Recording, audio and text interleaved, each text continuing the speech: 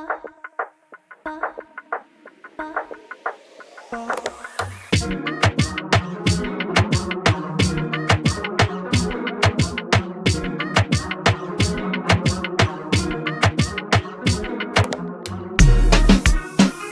back to another episode of Emotional Nightmares podcast. My name is Tyler. I'm your host, and on today's episode, we're going to stick with the same theme. We grabbed another guest with us. She wrote a book on her addiction story, so we'll have her share a little bit about that. So, with that, Jamie, if you want to go ahead and introduce yourself a little bit. So my name is Jamie. I am an addict. My clean date's 11/21/2019. I'm from Las Vegas, Nevada. I did write a book right here. It's called Heroin. Heroin is my drug of choice, was my drug of choice. But I did anything and everything that I could put in a needle. That's basically what I always say is I'm addicted to anything that I could put in a needle. Yeah, so I grew up here in Vegas, and basically it's like if you think about Vegas, you think about like party lifestyle, party scene. And so very early on I started using and got involved in like drinking and all the things very, very early on. I'd say around 12 years old, and it was normal to me. In my head it was normal.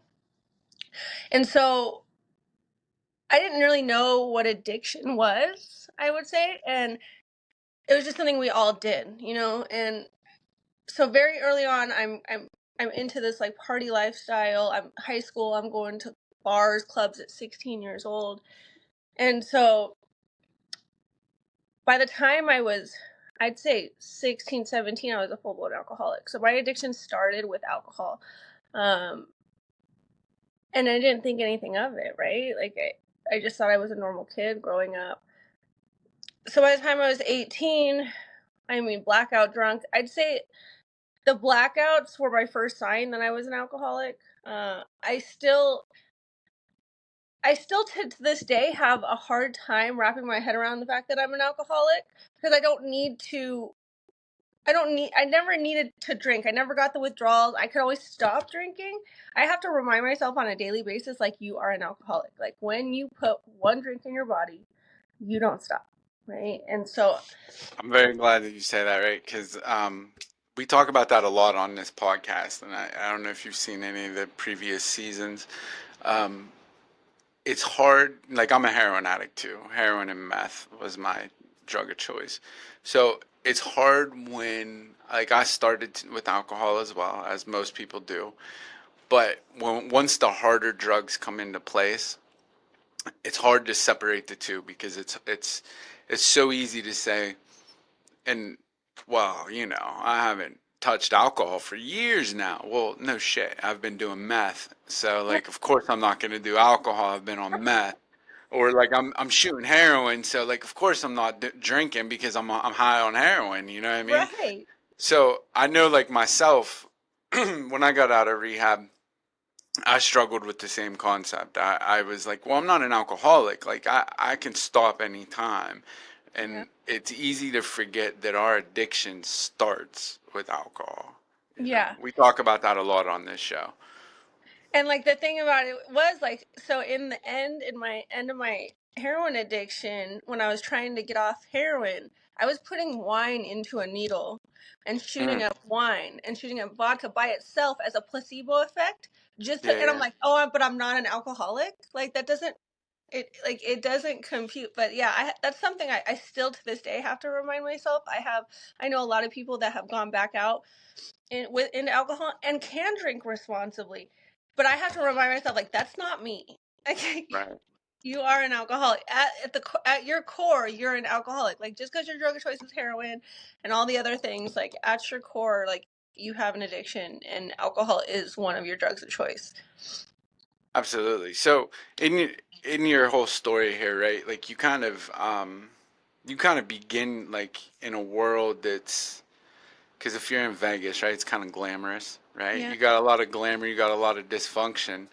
How did these conditions, do you think, start shaping your early view of the world?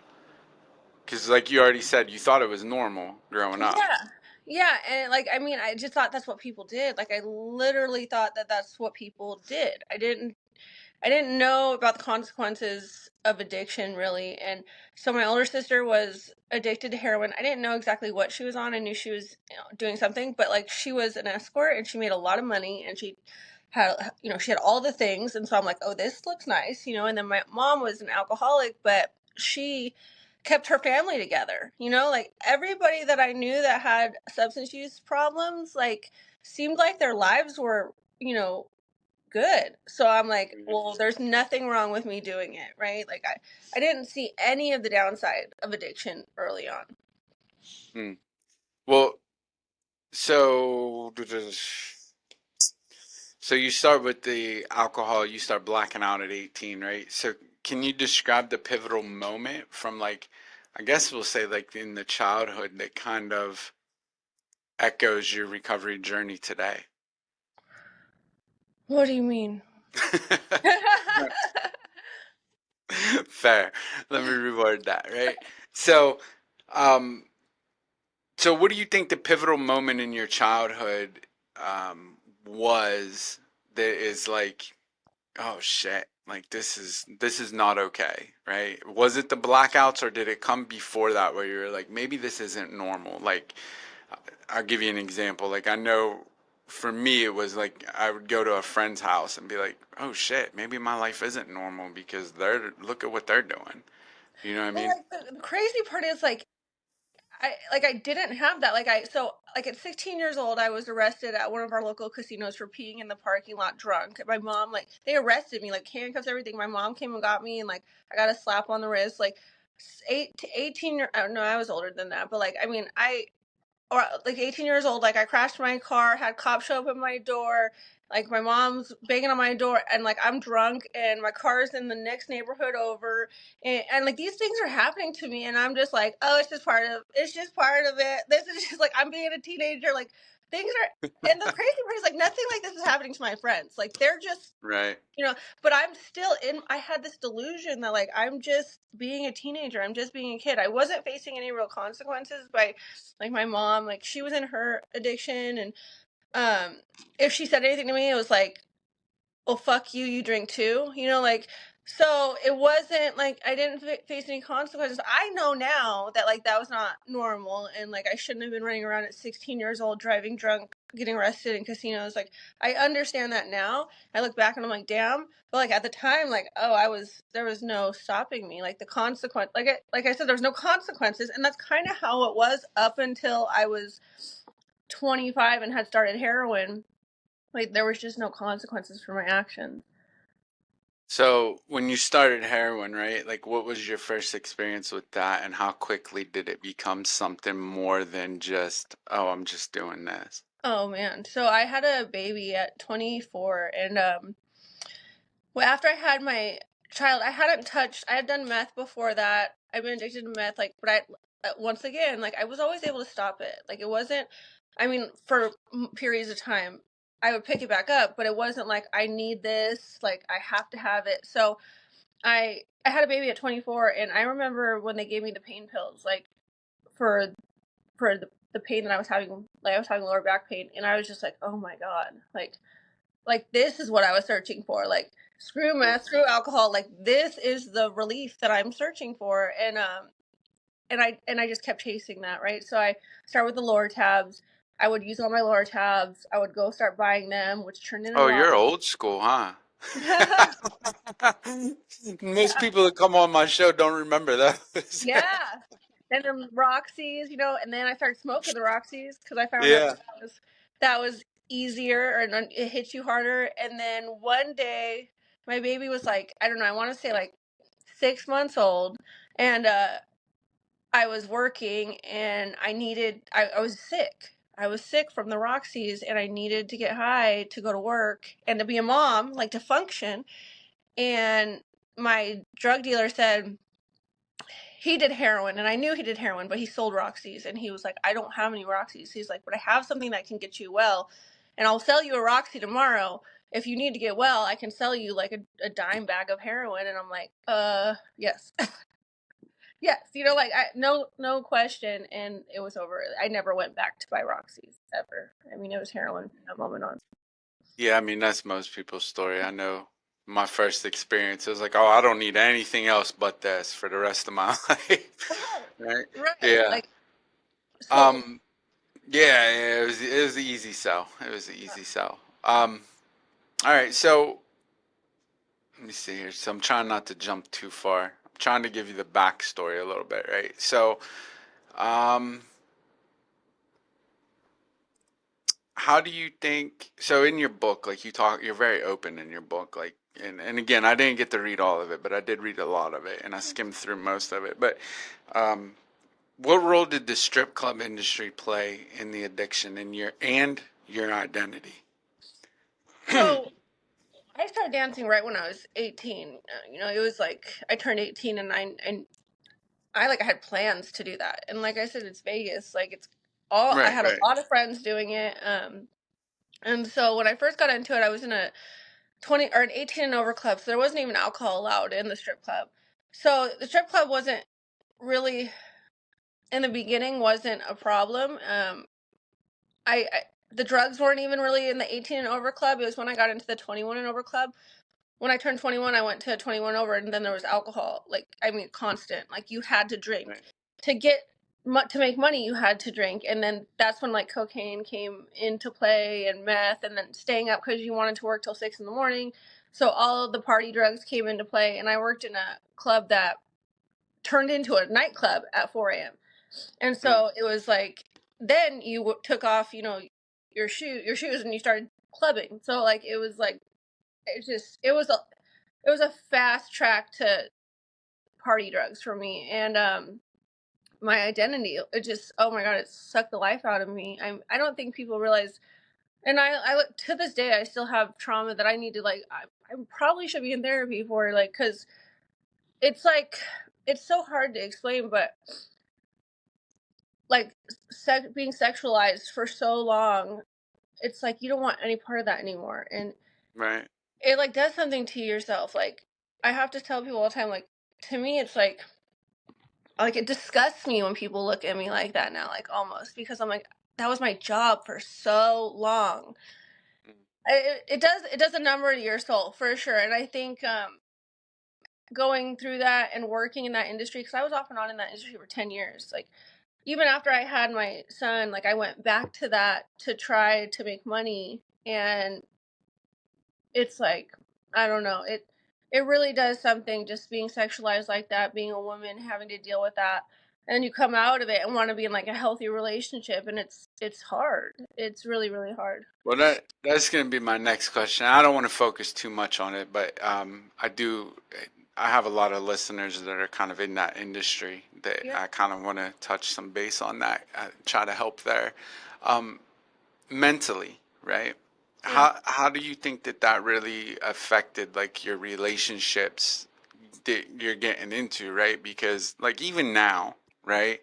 Um, being in that world for so long and like you described being sexualized, how did you learn to regain trust in a sense to understand like, oh, maybe this person isn't sexualizing me, maybe they actually want to know who I am as a person?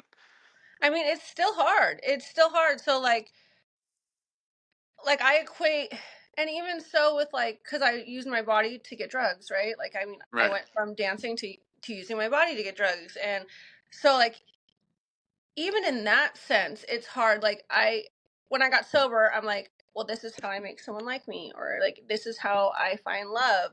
And then I do it, and then I'm like, this is not love, and I hate this, like, right, and it's right, like, this is not it. Like this, now I feel like I'm back to work, and like I'm once again using my body to get something, right?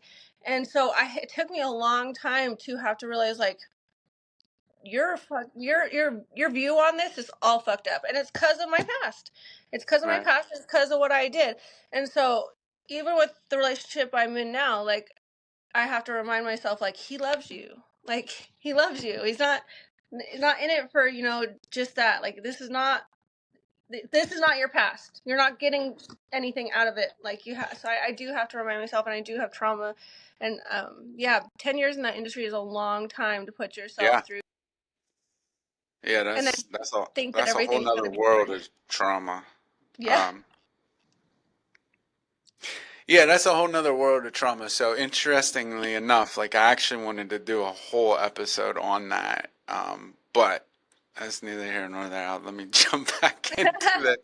But yeah. So, all right. So back to the addiction side of this, right? Like, how do you think? So, in what ways? So that all right. So here you are. You start going down the road of heroin. You're using this drug. How did it really start taking a hold of your life that you started realizing like, oh shit, like this really got me?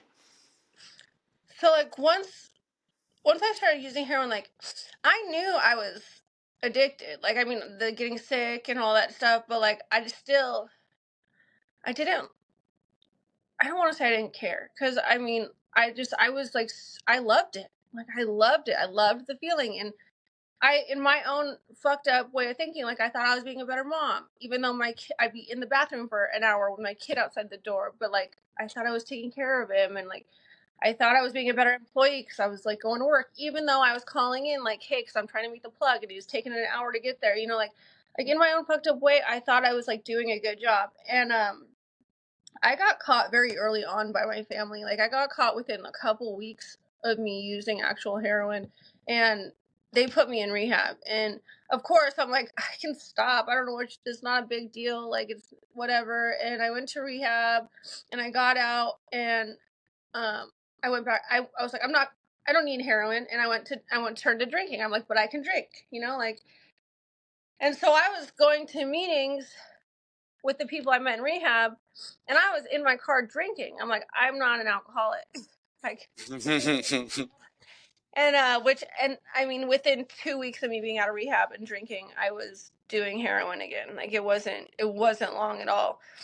And that just kind of kept going for a while. Like I kept, I was in my own mind holding my family down. I was doing everything I was supposed to be doing, and if I thought I wasn't hurting anybody by doing it. It didn't seem like a big deal to me. And my kid's dad me and him ended up splitting, like, and that's when things kind of went downhill. Like I just started not caring. Like when he had the baby, I was partying and doing all the things, and then when I, my family came, like they found out again, they realized I was using again, and they gave me an ultimatum again, like go to rehab or you like, because I was living in my grandma's house. I was like barely paying rent. I had a car in my mom's name. And so they're like, we're taking everything, and your kid, and I'm like, okay, I'll go to rehab. And so I go to rehab again, and my kid's dad filed papers on me when I was in that rehab. And you would think that would be my breaking point to be like, I gotta stay. But like, I took it, like, I said, like, my brain went, oh, your life's over. Like, he's gonna get the kid. You're in rehab, you're Right. a drug addict. My thought wasn't do good and complete rehab and you have a chance of getting your kid. Like my head was like, nope, it's over for you. And so I ran from that rehab, and that's literally what took me on this shit. I mean, I think 7-year journey of, I mean, homelessness, incarceration, all the things until Pure I got. hell. Mm-hmm. So you talk about that, right? Like you talk about the separate. You speak about what losing the role as a mother, Yeah. right? So like losing the role of the as a mother. Um, how did that moment of separation? Like how did that feel mentally? Like where were you at mentally when that happened? Oh, I was like it was done. I felt like I was done. Even though I wasn't being a mom, like I still had this strong desire, to be a mom. Like I still wanted to be there for my kid, and I just couldn't get over my addiction. But like, so I felt like I had failed. I felt like I had failed him. I'd failed myself. Like I gave up. That is my jumping off point where I was like, it's over for me. I did end up getting. I left that rehab with a guy, and we pretended like we were sober, and like I still tried to fight to get my kid, even though I was high, and yeah, I still tried to like pretend like I was sober, like hoping like they wouldn't know. And I had to go take drug tests and I wouldn't go. And then when the day the judge told me that like you're not getting your kid back, like I'm giving custody until you get sober, I went home and I said I hadn't shot up, I hadn't picked up a needle. I'd smoked. And my boyfriend at the time, we used IV, and so I went home that day and I was like, I I need you to shoot me up. And he was like, I'm not doing it. And I'm like, yeah, you are, or I'm doing it myself. Like this, I'm done. Like I lost my child. Like there's nothing I have to live for. Like I want to be high. Like I want to be high. So, so for 7 years, right? So you're talking about those 7 years. So during this time, you're kind of homelessness, you're in and out of jail, in and out of rehab, all that stuff, right? When Hmm. you're going through this, did you have those moments of clarity where you were like, oh man, this is going to be the last time? I feel like I said that every time. Literally every time I was in jail, I was like, I'm gonna try. Every time I went to rehab, I'm like, yeah, it's like I'm gonna try. I don't know why. Like I don't know if I was lying to myself. It's so crazy because like every time I would get a little bit of clean time, I would get like you said, a little bit of clarity. Like I'd be like, yep, I really want to try this time, and then like something would happen, and so quick I'd be back, so Right. quick. Like I don't know. Well, all right, my favorite question that I ask everybody, right? What was the moment? What was the moment of, oh fuck, enough is enough. Like this, I can't do this anymore. What was that moment? So I was in jail the last time. And like I said, I'd been in jail numerous times. I had been to prison already once. And I was in jail in California. I was waiting to be extradited back to Vegas because I knew I had to go back to Vegas to do a prison sentence. And I don't know, like it seemed like the same thing as every other jail stay. It started the same. It looked like it was gonna end. You know, like there was nothing different about this time. And so we got the opportunity to go to classes. Like they're like, because it was a 23-hour lockdown facility I was at, so you only came out of your cell one hour a day. And so they're like, hey, do you guys want to do anger management and parenting classes? And mind you, I haven't seen my kid in 7 years. Like, do I need a parenting class? Like, I don't even think I'm getting my kid back ever again. But I wanted to get out of my cell. So I'm like, yeah, sign me up. I'll take all the classes, you know? And so I go into this class and like this lady's teaching it and she's amazing. Like I still talk to her to this day. She's a godsend. And you know, she doesn't tell my story, but she tells a similar story. And I don't know why, but I hear her. I hear the words that are coming out of her mouth. And she's like, you can get your kid back. Your past does not define you. Like you can change. And I'm just like, and people have told me this before. And for some reason, I'm like, those words like echoed in my head over and over. And so I go back to my cell and I'm stuck in California jail on this misdemeanor ticket. And like, I've never even been in jail this long. Like, even my prison times were shorter. And I'm there for like 6 months and they're trying to like give me a year for like a misdemeanor. I have 3 felonies and they're trying to give me more time than, and I'm fighting it. And I start like writing out my story I'm in my room, which in my head now I'm realizing like I was doing a 4 step. Like basically, like I literally wrote out like everything. Because I had all this time, 23 hours a day in a cell, like, and I'm sharing it with my bunkie, so I'm sharing it with another person, you know. So I'm kind Yeah. of working my steps in my own weird way in jail cell. And I also had trouble sleeping, so I started saying the serenity prayer over and over and over at night. And I don't know why, because I never even really known what the serenity prayer was before this. It just came to me, and so I started saying that over and over and over at night to put me to sleep. I found out later that when you say something over and over again, you repeat it for 90 days, your brain actually rewires itself to believe it.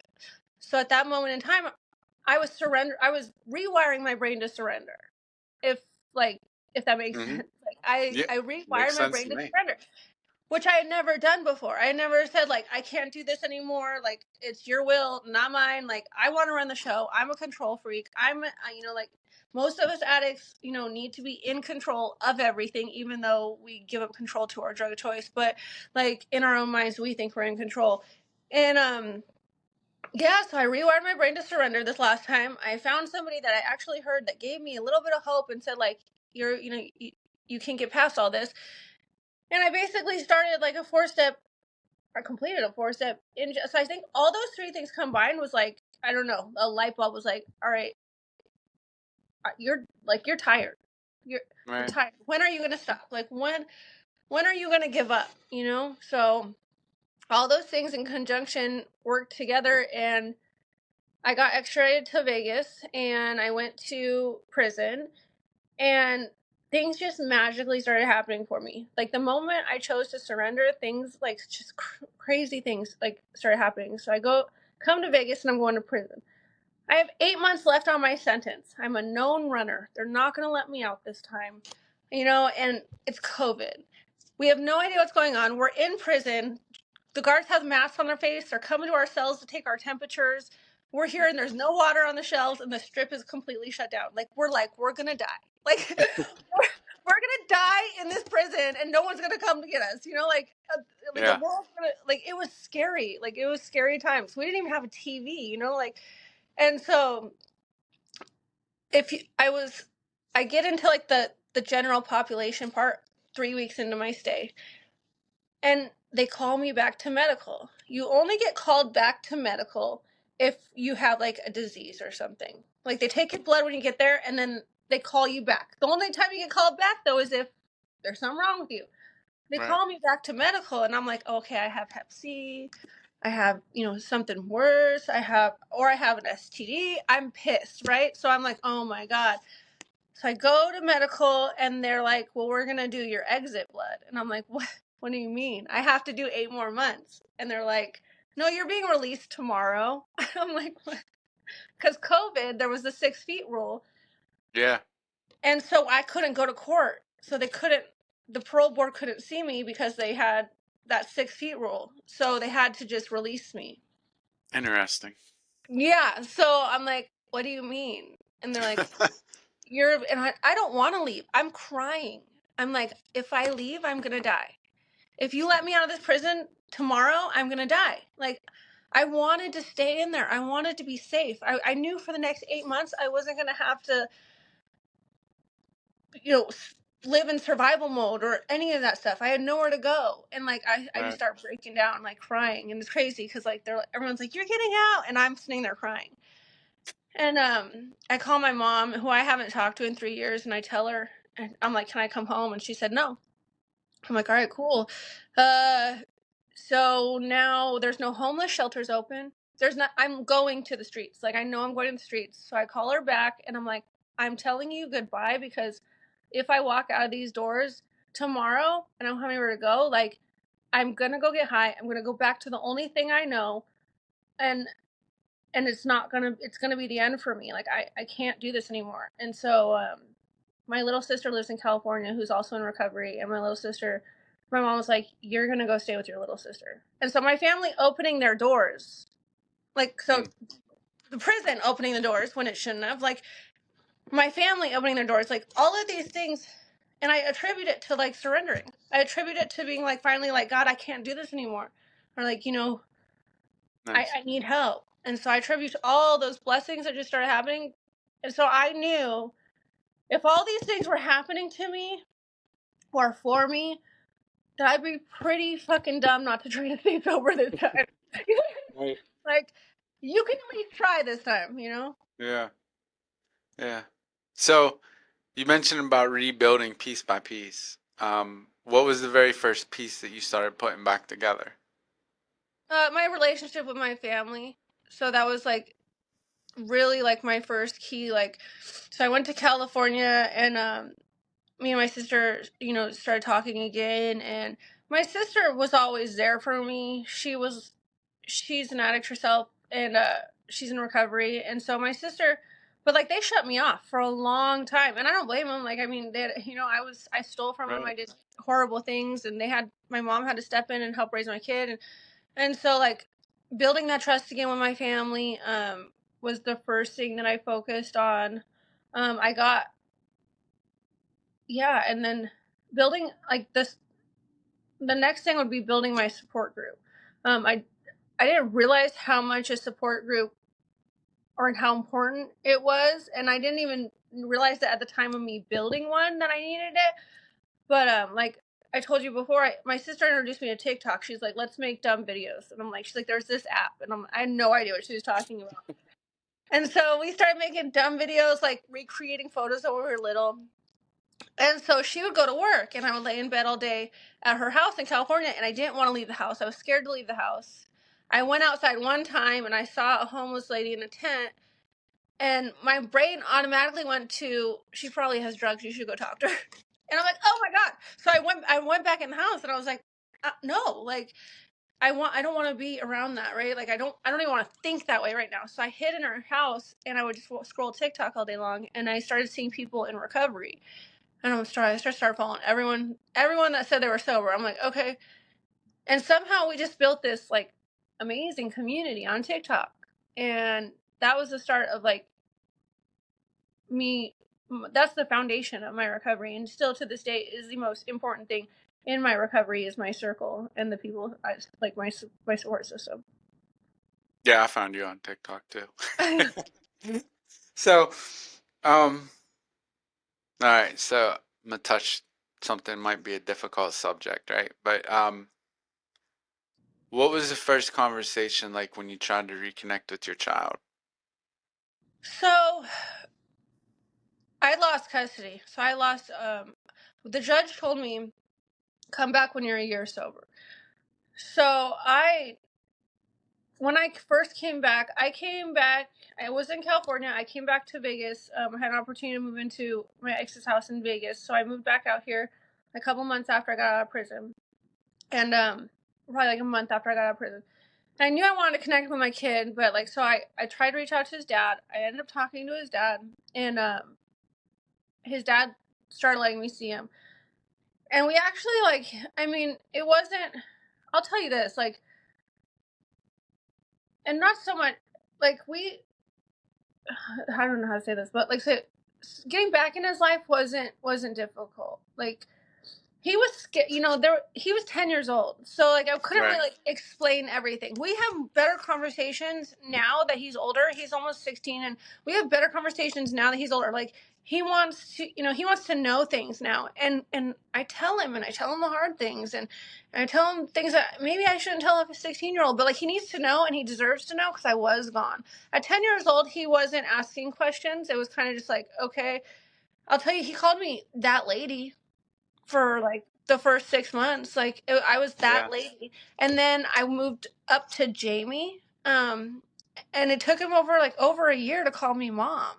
It really did, and but like we built that, and I knew that. I knew I wasn't gonna come in and just be like mom. And to this day, I still don't feel like I have like we have a different relationship. Like I'm not the typical mom to him, and that's because I wasn't a mom to him for 7 years. And I don't expect to just come in and be like, "You can't do this, you can't do this." Like we talk now, we have conversations, and he has issues with me. He's still mad at me for leaving, and he expresses them. I mean, we talk about it a lot. He has things going on, like, and I don't blame him. Like I understand, like I fucked up. So Yeah. Yeah, I imagine that would be hard. Um, all right. So what inspired you to write this book? So basically, like I said before, like I had written my story out in prison or in jail a few times, right? And and it was always negative. Like there was no good. There was no ending. There was no. It was like just like all this bad shit that I had done. And I don't know why. I mean, I'm 5.5 years sober, but like I was just like, I just want to write it all down. I want to write it all down. I just want to write my story. And my friend wrote a book, and in like January, I don't know, earlier this year, and I'm like, how do I do it? So I call her. I'm like, I mean, hers is not like hers is a completely different topic. All the things. And so I was like, I really want to write my story. She's like, you should. So I got her input on what she did. And I just started writing my story out. And I'm like, I might not even release it. Like, maybe this is just for me. Maybe this is just some therapy that, like, I need to put myself through. Like, I really like to just put it all on paper and then have, like, because I've dealt with a lot of shit in recovery that was hard. You Right. know, I've dealt with, like, a lot of stuff in recovery and that I had to stay sober through. That was, like, difficult things. And, like, so I wanted just to get it all out there, like that. Like recovery is not like my life did not get perfect after recovery, but like some really cool shit happened too. You know, like it's Yeah. basically like me growing up, what happened, my downfall, and then like what happened after and how I got through it, how I got through the hard times. I can tell people like my book isn't meant to be inspiring in the sense of like it tells you like this, you know, like all of the things you should do to stay sober and like it's literally just my story. And if my story inspires you, that's really really dope because like I've been through some pretty rough shit and I got sober and I managed to stay sober through some rough shit, and it's basically just telling you like there is no excuse to go back. Like Right. there is no excuse. I've done I some like it. really cool things. I like it. I like it. I always tell people that like my worst times in life are here in sobriety, right? Like I've been sober coming up on 20, and like it ain't even rainbows and sunshine. And if anybody ever tells you getting sober is gonna be, they're lying. Like the first like 3 months is really cool, and then afterwards, like once you start adding in like work and relationships and like all this other shit, like it gets insane. And we no longer have the coping skill of I can tie my shoes with my lips in the corner and not have to worry about it anymore. You know what I Right. mean? It gets very, very difficult. Do you think so? How has writing your story helped you process it in just a different way?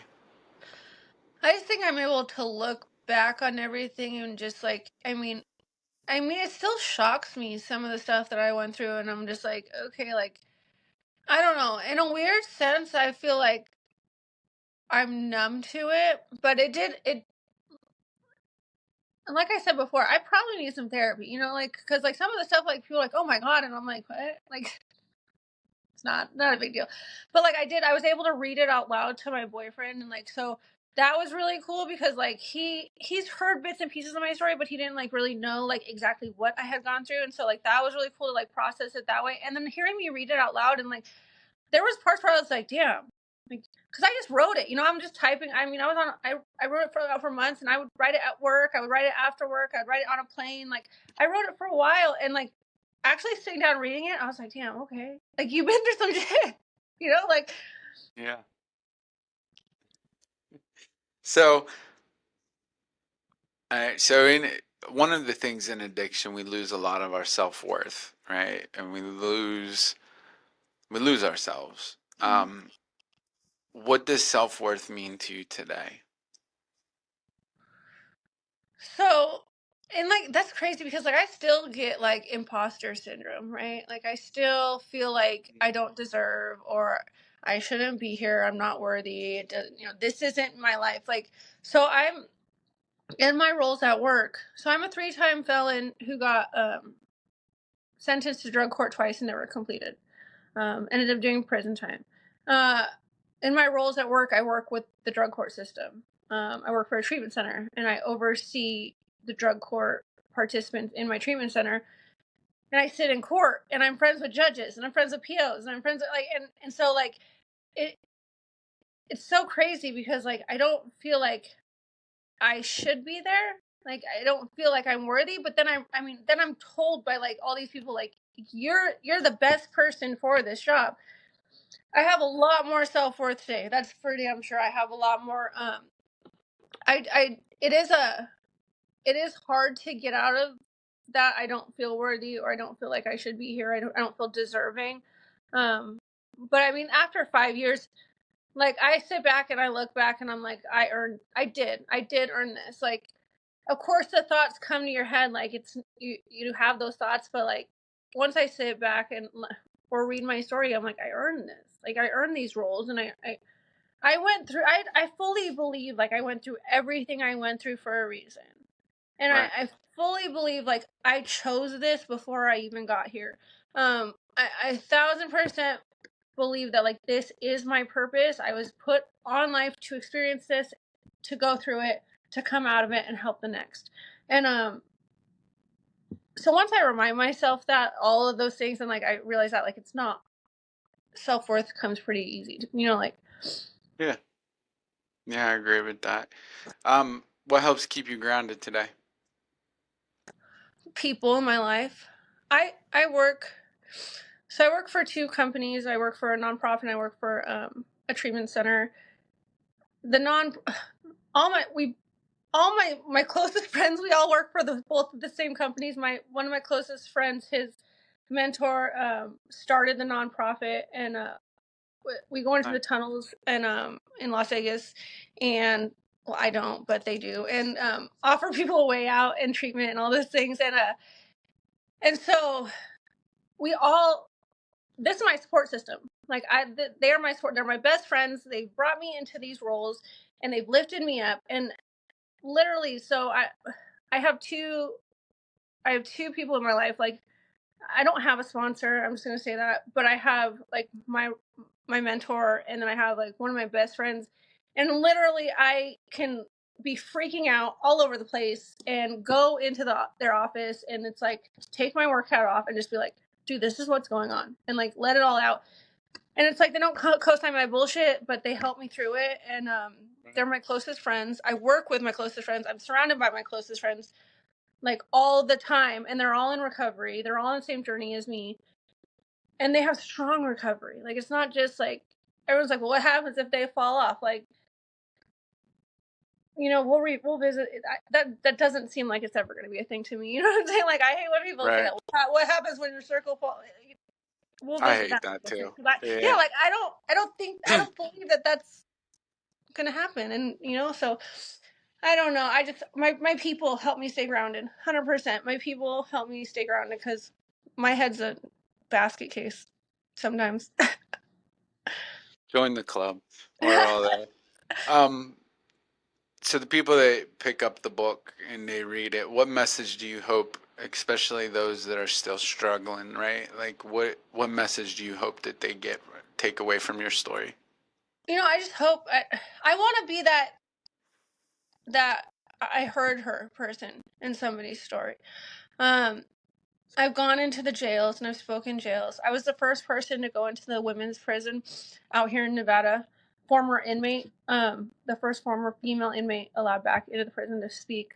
Um, I don't know if I'm that person for anybody yet, and I don't know if I'll ever know if I'm that person. You'll never know. And that's okay. That's okay. But I want to reach as many people as I can, right? I want to be Right. that person in somebody's story. I want, or if someone needs that.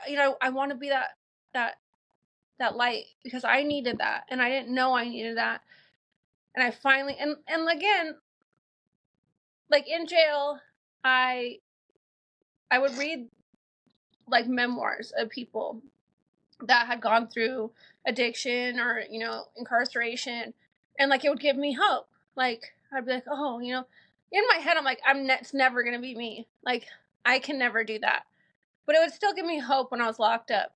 So I mean, hopefully one day my book can be into like the jails or like rehabs or the prison system, and someone picks it up and goes like, maybe that could be me. Like because a lot of us go, I have 3 felonies, like I'm never gonna get a good job. I have 2 good Right. jobs. You know what I'm saying? Like I have 2 really good jobs, and so it's a lie. That's a lie that they tell you. Like I have a face tattoo. Like I'm never gonna get a job. Okay, I work with the courts. Like like that's a lie too. Like Yeah. like Yeah.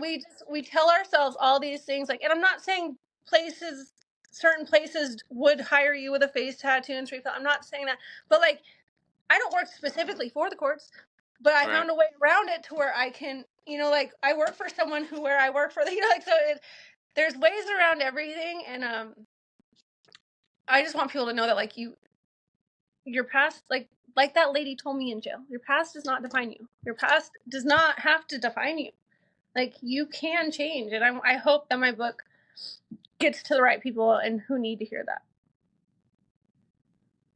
What's next for you? Oh gosh. So, hmm, I don't know. I really don't know. So we have an event out here in Vegas. It's the largest Narcan distribution event of the year. So we started it 3 years ago. So we have that coming up. Yeah, it's called Narcan at Night. We go out to the strip. We go to all we have all we send teams all over Las Vegas. So our first year, I think we had like 40 volunteers. Our second year, we had like 100 something volunteers. This year, we have over 300 volunteers coming out. So we're planning that. That's in the end of September. And you I'm guys involved. just you guys like give out Narcan and whatnot? Yeah, so I think we That's gave out, awesome. I want to say 6,000 doses last year. I think we're going to plan for like at least 10,000 this year. We pack them in Nice. little baggies with a QR code that says how to use it. And we just go out in teams distributing it to Fremont Street, the strip. We walk up and down the strip on each side. We have teams going out to Henderson, which is like a smaller community out here. We have teams that are going to like, areas of the city that may need it, and then some areas of the city that like people think they don't need it but they don't know. So we just talk, we go out and talk, and we go to talk to people and let them know like, hey, you should carry this, and explain why if they say they don't need it, because you never know. Your 80-year-old grandma could take too many pills and you might need it. You never know. Narcan can be, it's Yeah, you not never just for know. drug addicts. And so that's coming up in September, which is really cool. I'm looking forward to that. I'm You involved guys in have that new drug out there yet? We got this new one around here, and I can't remember the name. It starts with like an A. no. We have xylazine out here, obviously, which that'll eat the holes in you. But we got this other one that Narcan doesn't even work on. Like we you can administer Narcan all you want. It's not bringing you back. Like you have maybe a little tiny window to get to a hospital, and hopefully they can get you up, but chances are it can't. So I know you guys over there have some crazy, like, we barely, like, fentanyl's like out here, and you guys had that issue for, I see, like, I remember because I had a lot of people from the East Coast, like, on my TikTok recovery family when I first got out, and like the shit I'm seeing over there, like, aren't you close to like where Kensington is? yeah, I mean it's a couple hours away. I'm on the But still. Pittsburgh side, so Kensington's on the Philadelphia side. So Pennsylvania is interesting. Like our state's divided, right? You have the Pittsburgh side and you have the Philadelphia side. So the Philly side, they're a whole different world than our side. Our side is like we're generational meth, right? So like the area that I live in, we don't know what an opiate epidemic is because we've always historically just been a meth area. Like everybody's family around here can make it.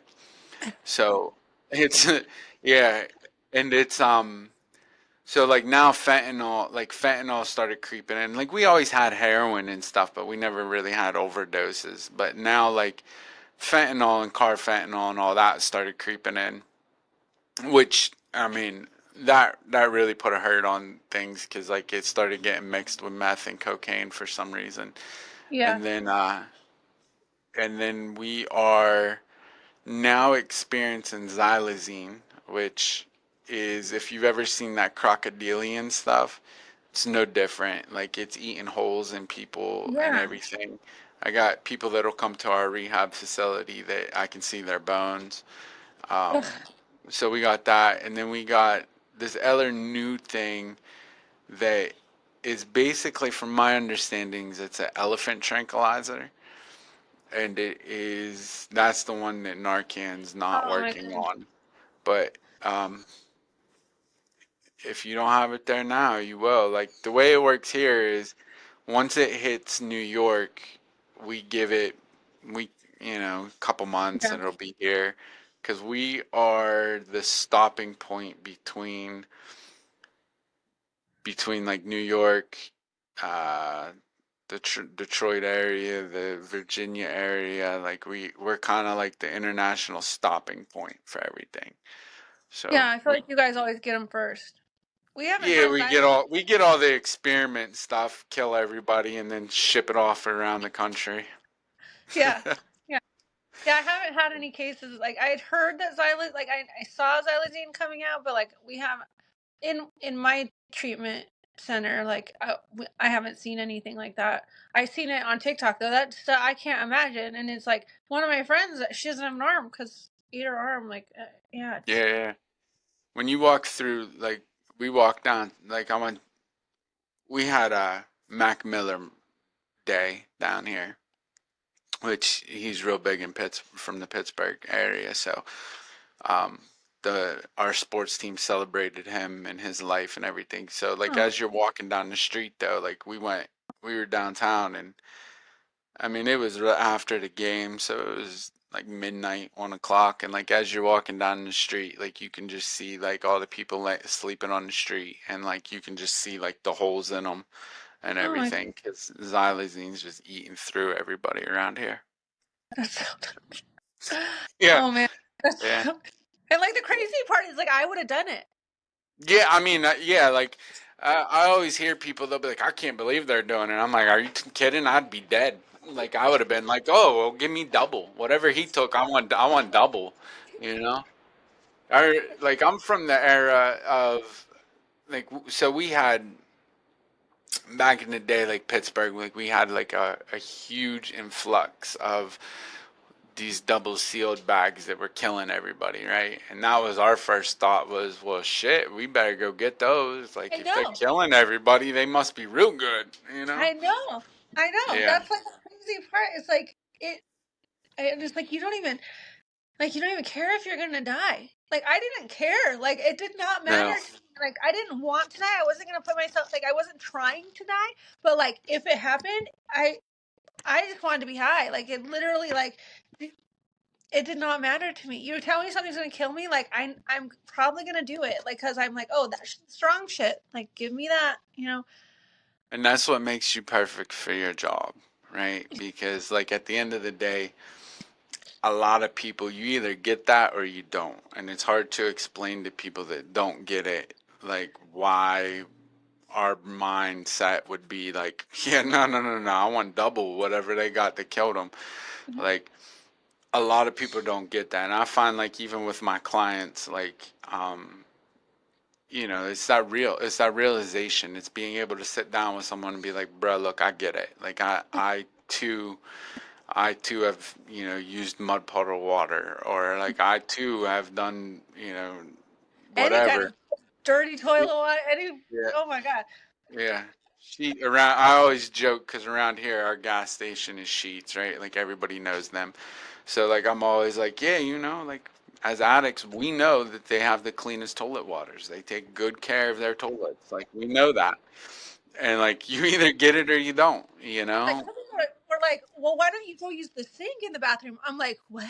Like, no, you have to hide in the stall. Like, I'm not trying to Yeah. go in the sink and fill my rig up. I'm gonna. Yeah. It's always amazed me as an addict, like how much time we spend in a bathroom. Oh my god! You know?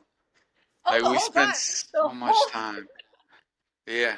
That's literally. what I always tell people when they're like, when you got clean, what was your best part? I was like being able to come out of the bathroom and not have to be in a bathroom all the time. Oh my god! I We're not love that, hiding in there, dude. you know? Literally every Yeah. store I went into, I had to go to the bathroom. Like anywhere I went, Yeah. I gotta go to the bathroom, and then I'm in the bathroom for an hour and a half. Like, don't Yeah. try. People are coming to find me. Like, oh my god, it was just terrible. And then in Yeah. jail, you're basically living in a bathroom. So like, Yeah. So that to me, when they speak of the promises and they speak of this newfound freedom, I think of the newfound freedom is I don't have to live in a bathroom, you know? yeah, that's real. That is real. I'm gonna use that. 100% Yeah. feeling. Yeah. Yeah. So, well, I appreciate you for taking time and coming on our podcast. Yeah, Um, really. is there anything that, so I'm gonna put your link, I'll put your links and stuff to your book in the description. So hopefully people check that out. If you have a Kindle, it's free. Like you don't have, if you have a Kindle, Yeah. It's all free. If not, buy it. You know, Yeah. it's Donate it to your local rehab if you're not going to read it, if you can. Or if you read it and then you don't want to put it on your shelf because you don't want the word heroin sitting around your house, then donate it to a rehab. well. So our facility is gonna start. So we're an all male facility right now, but we're opening up the female section of it. So I think that your book will find its way down there because I think, unfortunately, this has been like, I don't know your guys' area. Your guys' area seems great, right? Like the West Coast seems amazing out there. On the East Coast, like on our side, at least in our little section of the universe, it's very hard to come by like strong women in recovery or women in general for that matter. And unfortunately, there's a lot of reasons for that, but that like a lot of that is very hard. So when we do find one that sticks out, like I like to make sure that like every female possible can find that information because it's really hard. I couldn't imagine being a woman and being in recovery.